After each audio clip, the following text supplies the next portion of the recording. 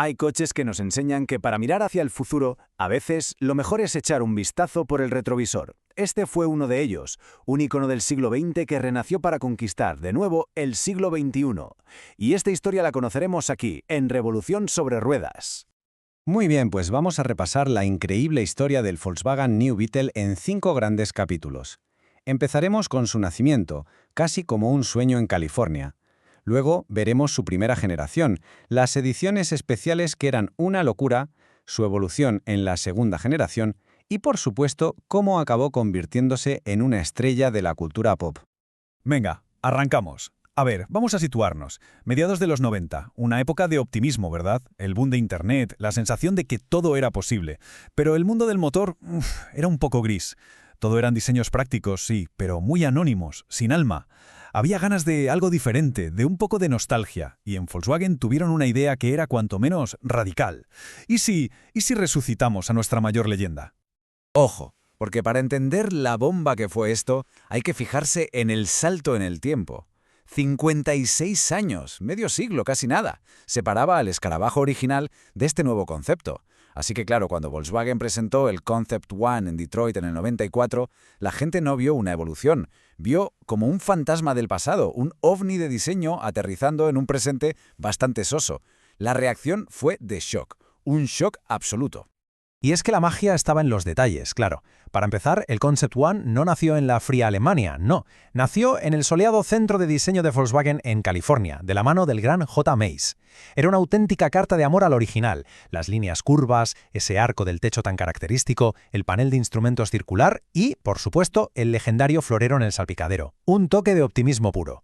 Pero ojo, que bajo esa piel tan nostálgica se escondía una plataforma moderna de un Polo.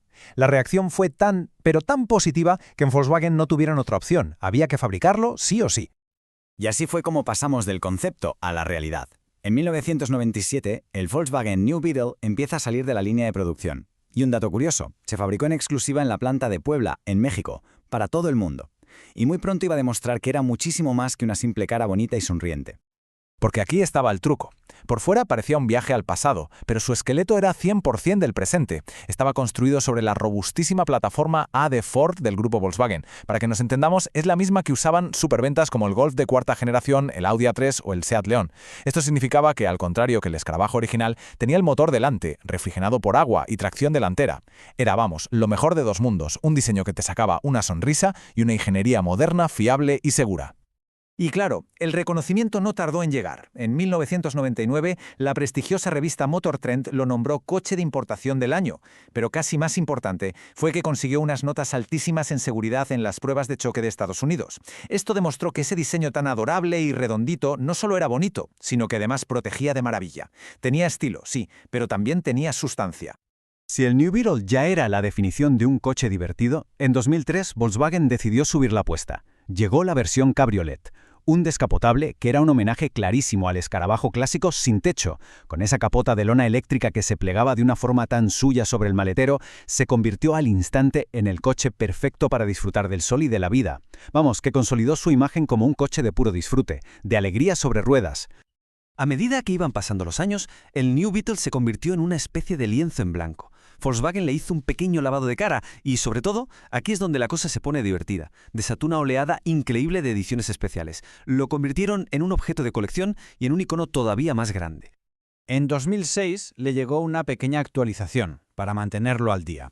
Los cambios fueron sutiles, parachoques un poquito más angulosos, pilotos traseros revisados, poca cosa. El cambio más gordo en realidad fue mecánico y para el mercado norteamericano, que introdujo un nuevo motor de 5 cilindros y 2.5 litros que le daba bastante más músculo. Pero creedme, lo mejor estaba por llegar. Y si hablamos de ediciones especiales, aquí es donde en Volkswagen se volvieron completamente locos. El New Beetle RSI, solo 250 unidades para todo el planeta. Esto era un auténtico monstruo. A ver, motor VR6 de 3.2 litros con 225 caballos, tracción total 4Motion, cambio manual de 6 marchas, asientos recaro de cuero naranja, fibra de carbono por todos lados. Era la antítesis del coche adorable. Un súper escarabajo de carreras que nadie, pero absolutamente nadie, se esperaba. Y del extremo de la deportividad al extremo de la cultura pop. En colaboración con Mattel, Volkswagen creó el New Beetle Barbie, Solo se hicieron 13 unidades, todas por supuesto en un color rosa Barbie inconfundible, por dentro y por fuera. Un coche tan exclusivo como llamativo que demostraba la increíble versatilidad que tenía su imagen. Podía ser una bestia de circuito o el coche de ensueño de una muñeca. Pero la conexión con el mundo del juguete no acabó ahí, no. Nació el New Beetle Hot Wheels, una edición limitada que convertía un sueño de la infancia en una realidad a escala 1:1. Con colores súper llamativos, llantas exclusivas con detalles en rojo, los logos de Hot Wheels, era literalmente un coche de juguete para adultos. La prueba definitiva de que el New Beetle nunca se tomó a sí mismo demasiado en serio. Y eso molaba. Y con esto pasamos a la segunda y última etapa de esta historia. En 2011, después de más de una década de éxito, en Volkswagen decidieron que era el momento de evolucionar el concepto. El objetivo estaba claro, querían crear un Beetle con una nueva actitud, más deportivo, más maduro y quizás que atrajera a un público más amplio, no tan centrado en la nostalgia pura. El primer cambio, aunque parezca una tontería, lo decía todo. Se eliminó la palabra New. A partir de ese momento sería simplemente el Volkswagen Beetle. Y este gesto no fue casual, ¿eh? Simbolizaba un borrón y cuenta nueva. Era la intención de crear un coche que se sostuviera por sí mismo, como un icono moderno, sin tener que ser siempre el nuevo escarabajo. Y esta tabla lo resume todo a la perfección. Ese cambio de actitud se ve en las formas. El perfil, que antes era casi un círculo perfecto, ahora era más bajo, más largo, con un toque más agresivo, casi de coupé. Creció casi 20 centímetros de largo y casi 9 de ancho, lo que le daba mucha más presencia en la carretera. Y un detalle clave para la vida real, el maletero. Aumentó más de 100 litros, pasando de 209 a 310. Eso en el día a día se nota una barbaridad. Aunque su producción terminó en 2020, la historia del New Beetle no acaba ahí. Ni mucho menos. Quizás su impacto más duradero está en la cultura popular, donde se convirtió en una estrella por derecho propio, alcanzando una especie de inmortalidad en la gran pantalla. Es que su cara sonriente apareció por todas partes. Fue una máquina del tiempo psicodélica en Austin Powers, el interés amoroso del mítico Herbie en Herbie a tope, el coche inseparable de Mary Schrader en la grandísima Breaking Bad y hasta coprotagonizó un videoclip con la mismísima Britney Spears. Su carisma era innegable, traspasaba la pantalla. Oye, y si este repaso te está gustando, ya sabes, un buen like y una suscripción al canal nos ayuda un montón a seguir contando más historias de coches legendarios como esta.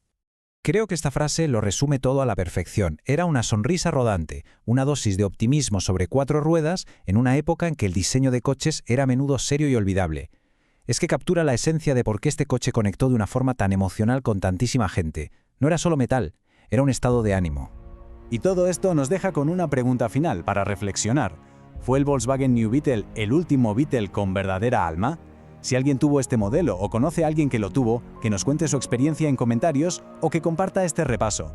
Porque hay coches que no solo te llevan a sitios, te transportan a otra época.